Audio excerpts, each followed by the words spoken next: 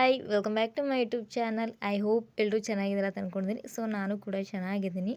ಮೊದಲನೇ ಬಾರಿಗೆ ಯಾರೆಲ್ಲ ಈ ಒಂದು ವಿಡಿಯೋನ ನೋಡ್ತಾ ಇದ್ದೀರಾ ದಯವಿಟ್ಟು ಸಬ್ಸ್ಕ್ರೈಬ್ ಮಾಡ್ಕೊಳ್ಳಿ, ಹಾಗೆ ಬೆಲ್ ಐಕಾನನ್ನು ಕ್ಲಿಕ್ ಮಾಡಿ. ದಿನ ಮೋಡ ಆದಂಥ ವಾತಾವರಣ ನೋಡಿ ತುಂಬಾ ಬೇಜಾರಾಗಿತ್ತು. ಇವತ್ತು ಒಂದು ಸ್ವಲ್ಪ ಮೋಡ ಸರಿದು ಬಿಸಿಲು ಬಂದಿದೆ, ನೋಡೋದಕ್ಕೆ ತುಂಬಾ ಚೆನ್ನಾಗಿ ಅನ್ನಿಸ್ತಾ ಇದೆ ವಾತಾವರಣ. ಸೊ ಇವತ್ತು ನಾನು ನಮ್ಮ ಮನೆ ಹತ್ತಿರ ಒಂದು ಗಿಡನ ಹಚ್ಚಿದೆ, ಅದನ್ನು ನಾನು ಇವಾಗ ತೋರಿಸೋಣ ಅಂತ ಅಂದ್ಕೊಂಡಿದ್ದೀನಿ. ಸೊ ನೋಡಿ ಇಲ್ಲಿ ಈ ಒಂದು ಗಿಡ ತುಂಬಾ ಗ್ರೋತ್ ಚೆನ್ನಾಗಿ ಆಗ್ತಾಯಿತ್ತು. ದಿನ ಬೆಳಗ್ಗೆ ಆದರೆ ಸಾಕು ಈ ಒಂದು ಗಿಡನ ನೋಡೋದಕ್ಕೆ ತುಂಬಾ ಖುಷಿ ಆಗ್ತಾಯಿತ್ತು. ಬಟ್ ಇದಕ್ಕೆ ಬಸವನ ಹುಳು ಅಂತಾರಲ್ಲ, ಆ ಒಂದು ಹುಳ ಇದನ್ನು ತಿಂದು ಹಾಕಿಬಿಟ್ಟಿದೆ. ಸೊ ಹಾಗಾಗಿ ಇದರ ಗ್ರೋತ್ ಇವಾಗ ಕಡಿಮೆ ಆಗೋಗಿದೆ. ಇದು ಎಲ್ಲಿ ಇನ್ನೇನು ಒಣಗಿ ಹೋಗುತ್ತೆ ಅಂತ ಅಂದ್ಕೊಂಡಿದ್ದೆ, ಬಟ್ ಆದರೂ ಇವಾಗ ಒಂದು ಸ್ವಲ್ಪ ಗ್ರೋತ್ ಬರ್ತಾ ಇದೆ. ಆದರೆ ಈ ಗ್ರೋತ್ ಬರ್ತಾ ಇರುವಂಥ ಗಿಡಗಳನ್ನು ನಾವು ಹಚ್ಚಿದಾಗ ಅದನ್ನು ನೋಡೋದಕ್ಕೆ ತುಂಬಾ ಖುಷಿ ಅಂತ ಅನಿಸುತ್ತೆ. ಸೊ ಇವಾಗ ಇದ್ರ ಗ್ರೋತ್ ಕೂಡ ಚೆನ್ನಾಗಿದೆ. ಹಾಗೆ ಗ್ರೋತ್ ಚೆನ್ನಾಗಿ ಆಗಲಿ ಅಂತ ಅಂದ್ಕೊಂಡಿದ್ದೀನಿ ನಾನು.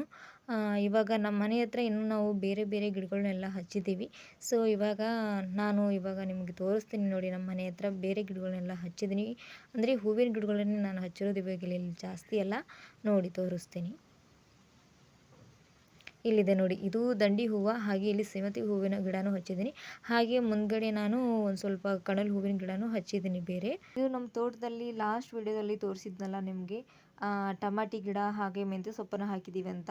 ಸೊ ಇವಾಗ ಮೆಂತ್ಯ ಸೊಪ್ಪೆಲ್ಲ ದೊಡ್ಡದಾಗಿದೆ, ಹಾಗೆ ಟೊಮೊಟೊ ಕೂಡ ಕಾಯಿ ಬಿಟ್ಟಿದೆ, ಹೂ ಬಂದು. ಸೊ ಇಲ್ಲಿ ಒಂದು ಸ್ವಲ್ಪ ಚೆಂಡು ಹೂವಿನ ಅಗಿ ಹಾಕಿದ್ದೀವಿ. ಇದನ್ನು ನಾವು ನಾಳೆ ದೀಪಾವಳಿ ಟೈಮಲ್ಲಿ ಜಾಸ್ತಿ ಸೇಲ್ ಆಗುತ್ತೆ ನಮ್ಮೂರ ಕಡೆ ಎಲ್ಲ. ಯಾಕಂದರೆ ದೀಪಾವಳಿ ಟೈಮಲ್ಲಿ ಚೆಂಡು ಹೂವನ್ನೇ ಜಾಸ್ತಿ ಬಳಸೋದ್ರಿಂದ ಸೇಲ್ಗೆ ಚೆನ್ನಾಗಿರುತ್ತೆ ಅಂಥೇಳಿ ಇವಾಗೇ ನಾವು ಅಗಿನ ಮಾಡಿ ಇಟ್ಕೊಂಡಿದ್ದೀವಿ. ಈ ಮೆಂತ್ಯ ಸೊಪ್ಪನ್ನು ನೋಡಿ, ಇವಾಗ ಇದು ದೊಡ್ಡದಾಗಿದೆ, ಹಾಗೆ ಇದರಲ್ಲಿ ಬೀಜ ಕೂಡ ಬರ್ತಾ ಇದೆ.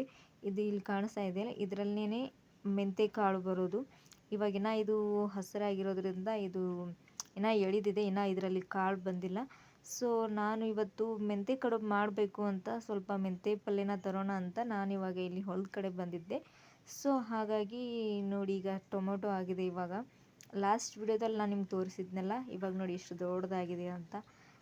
ಇದನ್ನು ಡೈಲಿ ನೋಡ್ತಾ ಇದ್ದರೆ ತುಂಬಾ ಖುಷಿ ಅಂತ ಅನಿಸುತ್ತೆ. ಈ ಥರ ಹೊಲದಲ್ಲೇ ಬೆಳೆದ್ಬಿಟ್ಟು ಅದನ್ನು ನಾವು ಡೈರೆಕ್ಟಾಗಿ ತೊಗೊಂಡು ಹೋಗು ಪಲ್ಯ ಮಾಡೋದ್ರಿಂದ ಎಷ್ಟು ಚೆಂದ ಅನಿಸುತ್ತೆ. ಸೊ ಈ ಥರ ತುದಿನ ಚುಟ್ಕೊಳ್ಳೋದ್ರಿಂದ ಅಲ್ಲಿ ಕಾಯಿ ಆಗಿರುವಂಥದ್ದು ಅದು ಅಲ್ಲೇ ಬೀಜ ಆಗುತ್ತೆ, ಕೆಳಗಡೆ ಉಳಿದಿರೋದು. ಹಾಗೆ ನಾನು ಮೆಂತ್ಯ ಕಡುಬು ಮಾಡೋದಕ್ಕಂತ ಮೆಂತ್ಯ ಸೊಪ್ಪನ್ನು ಕಟ್ ಮಾಡಿ ಇಟ್ಕೋತಾ ಇದ್ದೆ. ಸೊ ಹಾಗೆ ರಾತ್ರಿ ಊಟಕ್ಕೆ ಪುಂಡಿ ಪಲ್ಯ ಮಾಡೋಣ ಅಂತ ಪುಂಡಿ ಪಲ್ಯ ಕೂಡ ತಂದಿಟ್ಕೊಂಡಿದ್ವಿ. ನನಗಂತೂ ಈ ಚಕ್ಲಿ ಮಾಡಿಂದ ಇಷ್ಟು ದಿನ ಬರೀ ಖರ್ಚಿಗೆ ತಿಂತಿದ್ದೆ. ಈ ಚಕ್ಲಿ ಮಾಡಿಂದ ಚಕ್ಲಿ ಬಿಟ್ಟು ಬೇರೆ ಏನು ತಿನ್ನಂಗೆ ಅನ್ಸೋಲ್ತು ನೋವು ನನಗೆ. ಸಾಕ ನಿನಗೆ?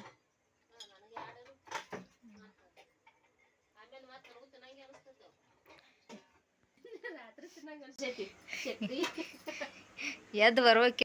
ನಾನಿಲ್ಲಿ ಚಪಾತಿಗೆ ಯಾವ ಥರ ಬೇಕು ಆ ಥರದ ಹಿಟ್ಟನ್ನು ಮೆಂತ್ಯ ಕಡುಬಿಗಂತ ಮಾಡಿಟ್ಕೊಂಡಿದ್ದೀನಿ. ಮೆಂತ್ಯ ಕಡುಬಿಗೆ ಮೆಂತ್ಯ ಸೊಪ್ಪನ್ನು ಚಿಕ್ಕ ಚಿಕ್ಕದಾಗಿ ಹೆಚ್ಚಿಟ್ಕೊತಾ ಇದ್ದೀನಿ. ಸೊ ಹಾಗೆ ಒಂದು ಸ್ವಲ್ಪ ಎಣ್ಣೆ ಹಚ್ಚಿ ಹಿಟ್ಟನ್ನು ನಾದ್ಕೊಂಡು ಈ ಥರ ರೌಂಡಾಗಿ ಈ ಪ್ರೆಸ್ ಮಾಡಿರುವಂಥ ಉಂಡೆನ ಮಾಡಿಟ್ಕೊತಾ ಇದ್ದೀನಿ. ಸೊ ಇವಾಗ ನಾನು ಒಲೆ ಮೇಲೆ ಅದನ್ನು ಕುದಿಸೋದಕ್ಕಂತ ನೀರನ್ನು ಇಟ್ಟಿದ್ದೀನಿ. ನಾವಿವಾಗ ಆಲ್ರೆಡಿ ಮಾಡಿಟ್ಟಿರುವಂಥ ಗೋಧಿ ಹಿಟ್ಟಿನ ಉಂಡೆಗಳನ್ನು ಕುದಿಯುವಂಥ ನೀರಲ್ಲಿ ಇವಾಗ ಹಾಕ್ಕೊಳ್ಳೋಣ. ಇದು ಗಟ್ಟಿಯಾಗಿದೆ ಅಥವಾ ಅಂಟಂಟಾಗಿದೆ ಅಂತ ನೀವು ಏನು ತಲೆ ಕೆಡಿಸ್ಕೋಬೇಡಿ. ಏಕೆಂದರೆ ಇದು ಒಂದು ಸ್ವಲ್ಪ ಗೋಧಿ ಹಿಟ್ಟಾಗಿರೋದ್ರಿಂದ ಏನಾಗೋದಿಲ್ಲ, ನೀರಲ್ಲಿ ಹಾಕಿದ ಮೇಲೆ ಸಪ್ರೇಟ್ ಆಗುತ್ತೆ. ಸೊ ಎಲ್ಲ ಒಂದು ಗೋಧಿ ಹಿಟ್ಟಿನ ಉಂಡೆಗಳನ್ನು ಇದರಲ್ಲಿ ಹಾಕ್ಕೊಂಡು ಒಂದು ಸ್ವಲ್ಪ ಎಣ್ಣೆನ ಹಾಕ್ಕೊಂಡು ನಾವು ಇವಾಗ ಇದನ್ನು ಬೇಯೋದಕ್ಕೆ ಬಿಡೋಣ. ಹಾಗೆ ಮಿಡಲಲ್ಲಿ ಒಂದು ಸ್ವಲ್ಪ ನಾವು ಇದನ್ನು ತಿರುಗಾಡೋದ್ರಿಂದ ಸಪ್ರೇಟ್ ಆಗುತ್ತೆ ಇದು ಉಂಡೆಗಳೆಲ್ಲ, ಆವಾಗ ತುಂಬ ಚೆನ್ನಾಗಿ ಬೇಯುತ್ತೆ. ಸೊ ಈ ಥರ ಹಾಗೆ ಮಿಡಲಲ್ಲಿ ಕೈ ಆಡಿಸ್ತಾ ಇರಬೇಕು.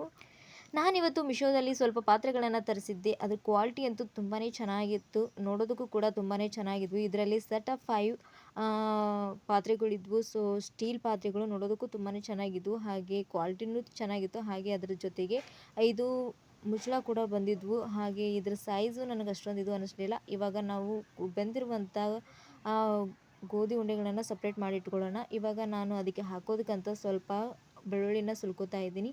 ನಾನು ಈ ಒಂದು ಬಾಕ್ಸಲ್ಲಿ ಹಾಕಿಟ್ಟಿರೋದ್ರಿಂದ ಬೆಳ್ಳುಳ್ಳಿನ ನಾನು ಎಷ್ಟು ದಿನ ಬೇಕಾದರೂ ಸ್ಟೋರ್ ಮಾಡಿ ಇಟ್ಕೋಬೋದಾಗಿದೆ. ಮುಂಚೆ ಎಲ್ಲ ತುಂಬಾ ಹಾಳಾಗಿ ಹೋಗ್ತಿತ್ತು. ಇದರಲ್ಲಿ ಹಾಕಿಟ್ಟಿರೋದ್ರಿಂದ ಇವಾಗ ನಾನು ಎಷ್ಟು ದಿನ ಬೇಕಾದರೂ ಸ್ಟೋರ್ ಮಾಡಿ ಇಟ್ಕೋತಾ ಇದ್ದೀನಿ. ಸೊ ಇವಾಗ ನಾನು ಎಣ್ಣೆ ಕಾಯೋದಕ್ಕಂತ ಅದಕ್ಕೆ ಒಂದು ಸ್ವಲ್ಪ ಬೆಳ್ಳುಳ್ಳಿನ ಹಾಗೆ ಸಣ್ಣದಾಗಿ ಕಟ್ ಮಾಡಿರುವಂಥ ಮೆಂತ್ಯ ಸೊಪ್ಪನ್ನು ಹಾಕ್ಕೊಂಡು ಒಂದು ಸ್ವಲ್ಪ ಹೊತ್ತು ಚೆನ್ನಾಗಿ ಹಸಿ ವಾಸನೆ ಹೋಗೋ ಥರ ಬೇಯಿಸ್ಕೋಬೇಕು. ಈ ಥರ ಬೇಯಿಸ್ಕೊಂಡು ಆದಮೇಲೆ ಅದಕ್ಕೆ ಒಂದು ಸ್ವಲ್ಪ ಉಪ್ಪು ಹಾಗೆ ಒಂದು ಸ್ವಲ್ಪ ಖಾರನ ಹಾಕ್ಕೊಂಡು ಇನ್ನೊಂದು ಸಲ ಸರಿಯಾಗಿ ಮಿಕ್ಸ್ ಮಾಡ್ಕೋಬೇಕು. ಅದಾದಮೇಲೆ ಅದಕ್ಕೆ ಒಂದು ಸ್ವಲ್ಪ ಅರಿಶಿನ ಪುಡಿನ ಹಾಕ್ಕೊಂಡು ಮಿಕ್ಸ್ ಮಾಡ್ಕೊಳ್ಳೋಣ.